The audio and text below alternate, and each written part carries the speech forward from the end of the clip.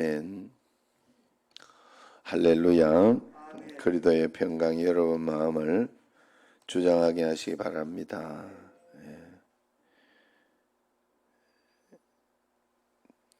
요즘 또 늦게 들어오고 있어요. 일찍 이렇게 꼭 말씀을 들으러 일찍 들어오시기 바랍니다. 자,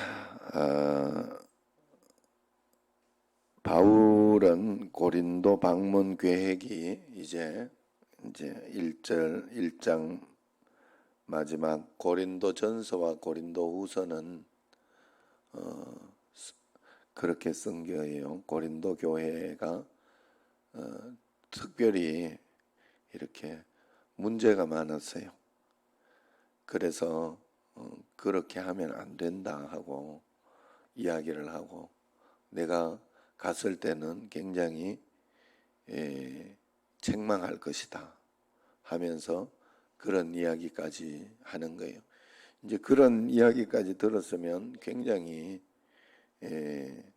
두렵고 또 조심해야 되겠다는 그런 생각을 하게 되는 거죠. 그런 가운데 이제 후서까지 지금은 고린도 후서니까 두 번째 편지다 하는 거예요. 그래서 방문을 하려고 했는데 그 방문 계획이 변경된 이유를 구체적으로 지금 설명하고 있는 겁니다. 또한 교회를 근심하게 한 자들을 향해 용서를 또 권유한 후에 사역에 대한 자신의 진정성을 밝혀주는 그런 내용이 오늘 내용입니다. 23절과 24절을 이렇게 보면, 23절 보세요. 내가 내 목숨을 걸고 하나님을 불러 증언하게 하노니 내가 다시 고린도에 가지 아니한 것은 너희를 아끼려 함이라, 그렇게 이야기합니다. 바울이 결정한 기준은 성도들을 아껴서 그렇게 하지 않았다 하는 것입니다. 가서 책망하면서 그것을 가지고 그냥 이렇게 굉장히 강하게 할 수도 있었지만 부드럽게 그 모든 것들을 바꾸어 놓았다 하는 거예요. 잦은 방문은 인간적인 권위를 세우는 데는 도움이 되겠지만은 적절하지 않은 방문은 도리어 유익보다는 근심만 더 할 수 있기 때문에 그것을 자제한다 하는 그런 뜻입니다. 우리가 주의하지 않으면 관심이 지나쳐서 간섭이 되고 자칫 믿음의 조력자가 아닌 주관자 노릇을 할 수도 있게 됩니다. 바울은 고린도 교회의 개척자요 지도자지만은 모든 일을 자신의 뜻대로 주도하거나 자신의 방식을 강요하지 않습니다. 지도자가 스스로 주인 행세하거나 성도를 맹목적인 군중으로 만드는 것은 큰 과오가 될 수가 있는 것이죠. 거기에 또한 24절을 보면 우리가 너희 믿음을 주관하려 하는 것이 아니요. 그랬어요. 결국 믿음의 훈련이나 믿음은 하나님이 여러분에게 늘 시키고 있다는 사실을 절대 잊으시면 안 돼요. 목회자가 시키는 것도 아니고 다른 사람이 오해케 하고 하는 그런 것도 아니에요. 그냥 하나님이 여러분에게 어떤 상황과 환경을 주시고 그것을 허락해 놓으면서 그러면서 믿음을 키워나가는. 그래서 내가 믿고 싶은 대로만 믿으면 안 돼. 어떤 일들과 상황이 일어날 때는 그것을 이렇게 잘 생각하면서 받아들이면서 하나님이 이것을 또 통하여 나에게 어떤 훈련을 시키시고 또 어떻게 나로 하여금 성장케 하시고 어떤 또 은혜를 주시고 복을 주실 것인가 하고 하나님 앞에서 생각을 해봐야 돼. 하나님 뜻 안에서. 그러면 하나님께서 내 수준에 맞게 반드시 응답을 해주시고 역사해 주시는데, 중요한 것은 내가 그 수준의 이야기를 들으면서도 외면할 때가 굉장히 많아요. 그 응답을 나는 안 듣겠다. 순종하기 싫은 거죠. 대부분 그렇게 해서 문제가 생겨요. 사실은 사람은 굉장히 강팍해서 자꾸 우리가 십자가의 훈련을 하지 않으면 절대 이야기를 안 들어요. 남 이야기를 안 들어요. 나는 안 그런 것 같죠? 이상학 집사는 안 그런 것 같죠? 그런데 사람은 안 그래요. 그래서 그런 부분에 있어서 십자가 훈을 굉장히 많이 해야 돼 우리가 하나님 앞에서.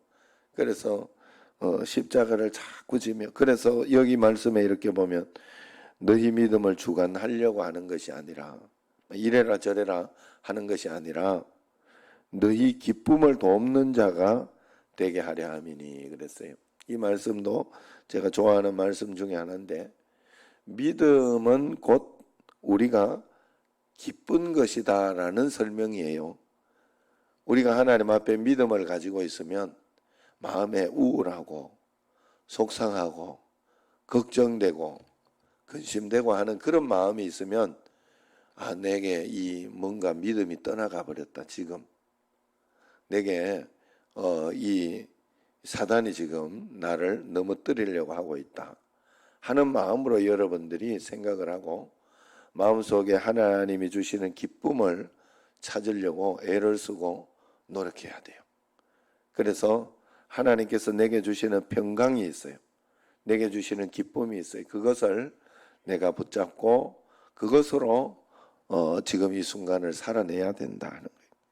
그러므로 우리가 하나님 앞에서 그런 마음으로 기쁨을 돕는 자가 된다 그랬으니까 사도 바울은 그렇게 하겠다 하는 그런 뜻이죠.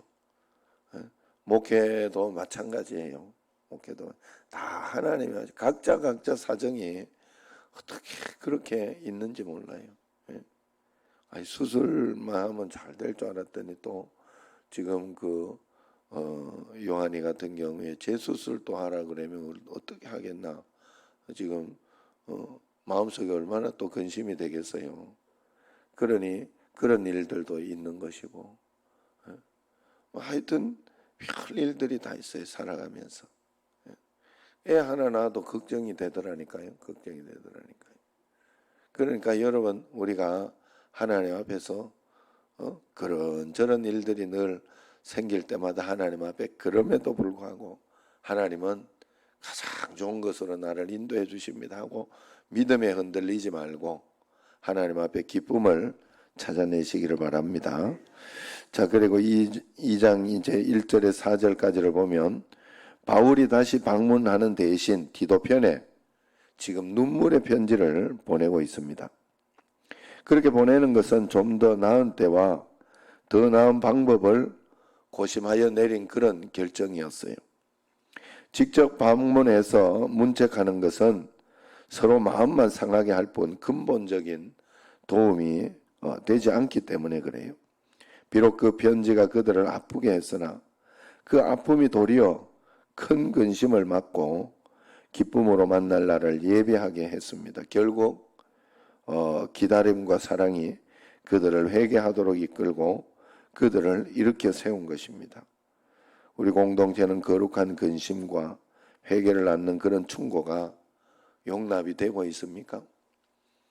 여러분, 사실 우리가 말씀을 듣고 기도하면서 이렇게 또 말씀 가운데에서 이런 거 저런 거는 하지 마라, 또 그러면 안 됩니다 라고 이야기했을 때 그 말씀이 들리기 시작해야 돼요. 우리에게 들리기 시작하고 찔리기 시작해야 되는데 어느 날부터 안 들리기 시작한다.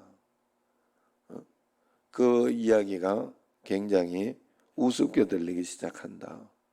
물론 우습게 들을 사람은 누가 있겠습니까마는 그것이 별로 내 마음속에 영향을 끼치지 못한다 하면 문제가 일어난 거예요. 그건 분명히 문제인 거예요. 그래서 우리는 언제나 하나님의 말씀이, 오늘도 이 새벽에 어떤 말씀이 이렇게 오더라도 그것이 이렇게 오해되거나 속상하거나 그런 말씀으로 들리지 말고 내게 어떤 일들이 있으면 그걸 가지고 내가 이렇게 이런 것은 조금 부족하구나, 이런 것은 고쳐야 되겠구나, 하나님이 이것은 이렇게 인도하시는 것 같다 하는 그런 마음으로 하나님 앞에 좋은 마음으로 들리기 시작해야 돼. 제가 이렇게 늘 생각을 하면서 사람이 그렇구나. 제가 아침에 이렇게 올도 이렇게 오면서 그 생각이 들더라 이 말이. 좋게도 볼 수 있고 지저분하게도 볼 수 있고 그렇겠더라고. 한쪽에서는 이래 보니 아유 지저분하다 하는 생각이 좀 들기도 하고 또 한쪽에서 어떤 생각보다 어울린다 이런 생각도 들고 하더라니. 그건 그래서 내가 오늘 또 나오면서 어차피 기르는 거 제법 어울린다 나는 그걸 선택하겠다 이런 생각을 하고 보고 있죠. 예. 마찬가지요. 여러분들이 잘 생각해야 됩니다. 살아가면서 어떤 것에 대한 선택은 내가 하는 거예요.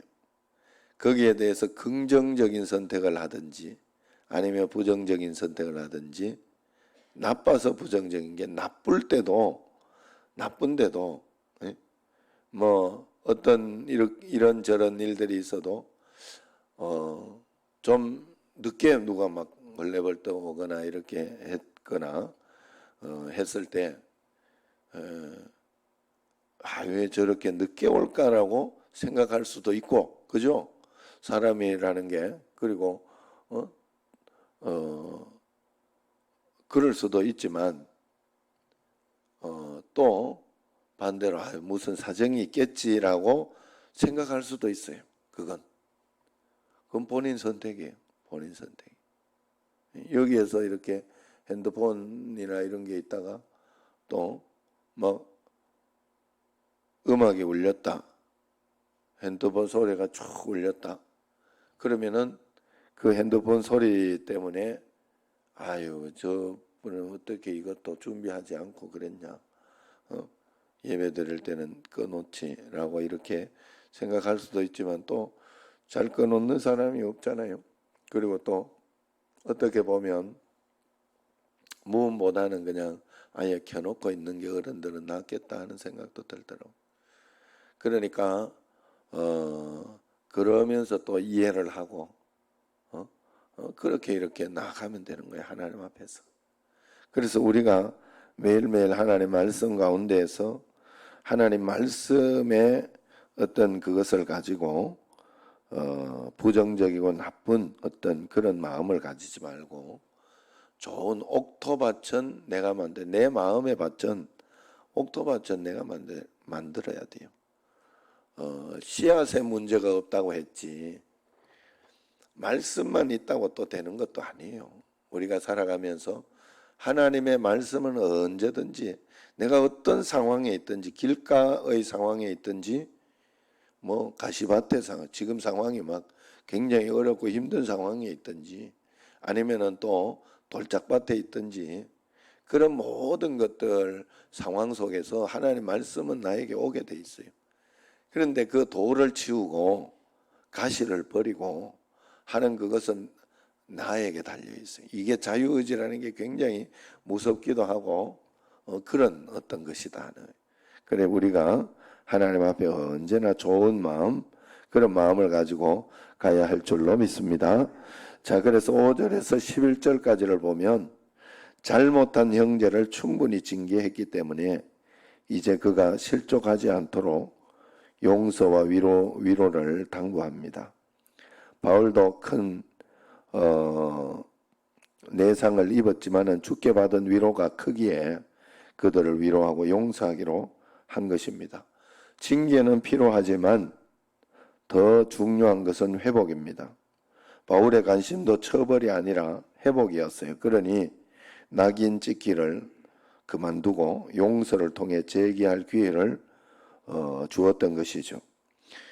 용서를 미루는 동안 공동체는 더욱 사단의 계책에 넘어가기 쉽기 때문에 그렇다 하는 거예요.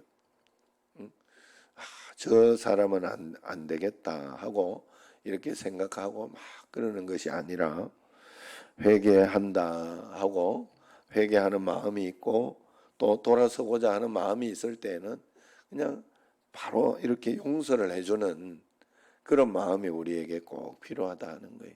여러분, 우리도 하나님 앞에서 언제나 하나님은 우리에게 다시 기회를 주는 그런 분인 줄로 꼭 믿으시길 바랍니다.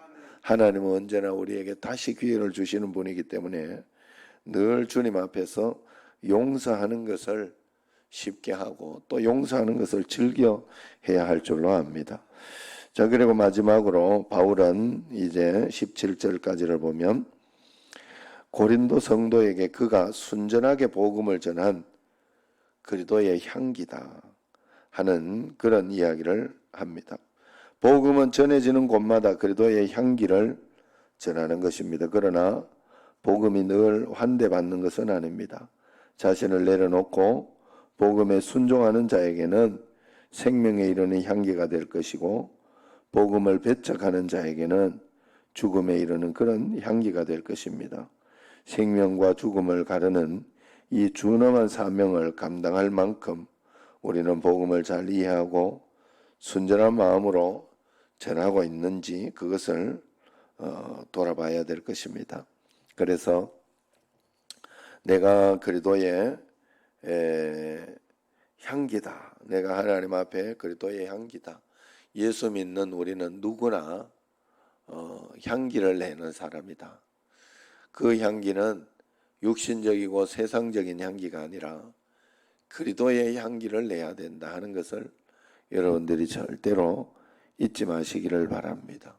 정말로 하나님 앞에서 최대한 살아가면서 많이 양보하시고 또 많이 사랑하시고 또 많이 용서하시고 많이 이해하시고 그런 마음으로 우리가 살아가는 것이 그리스도 안에서 잘 살아가는 것입니다. 그렇게 하나님 앞에서 한 걸음 한 걸음 살아갈 때 하나님은 더 큰 은혜를 주시고 복을 더하여 주시고 성령으로 충만하게 인도해 주실 줄로 믿습니다. 매일매일 하나님의 은혜 가운데 그리스도의 향기를 잘 바라고 영광을 돌릴 수 있는 여러분과 저가 되기를 주의 이름으로 축원합니다. 기도하도록 하겠습니다.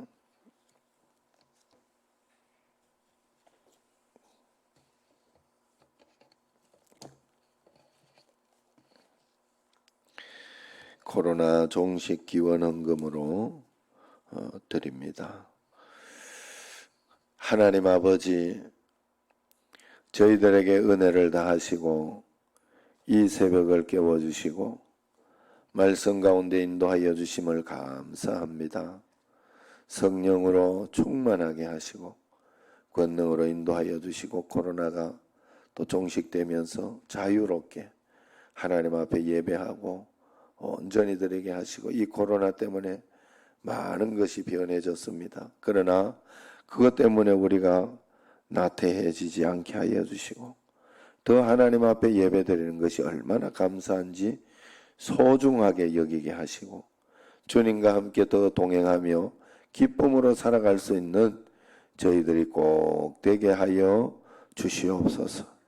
하나님 아버지의 코로나가 이제 빨리 종식되기를 원하는데 하나님 아버지 이것이 확산되지 않도록 주님께서 더 조심하며 은혜로 주님 꼭 붙들어 주시고 우리의 일상의 생활이 돌아올 수 있도록 하나님 꼭 인도하여 주시고 역사하여 주옵소서. 오늘도 하나님 아버지 특별히 이 말씀 가운데 용서와 사랑과 하나님의 기쁨을 늘 가지고 살아가는 저희들이 될 수 있도록 꼭 도와주시고 인도하여 주옵소서.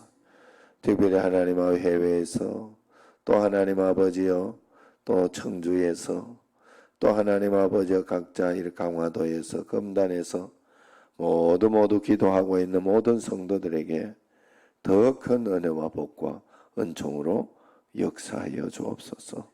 감사드리오며 예수님 이름으로 기도드리옵나이다. 아멘. 하늘에 계신 우리 아버지, 아버지의 이름을 거룩하게 하시며 아버지의 나라가 오게 하시며 아버지의 뜻이 하늘에서와 같이 땅에서도 이루어지게 하소서. 오늘 우리에게 일용할 양식을 주시고 우리가 우리에게 잘못한 사람을 용서하여 준 것 같이 우리 죄를 용서하여 주시고 우리를 시험에 빠지지 않게 하시고 악에서 구하소서. 나라와 권능과 영광이 영원히 아버지의 것입니다. 아멘.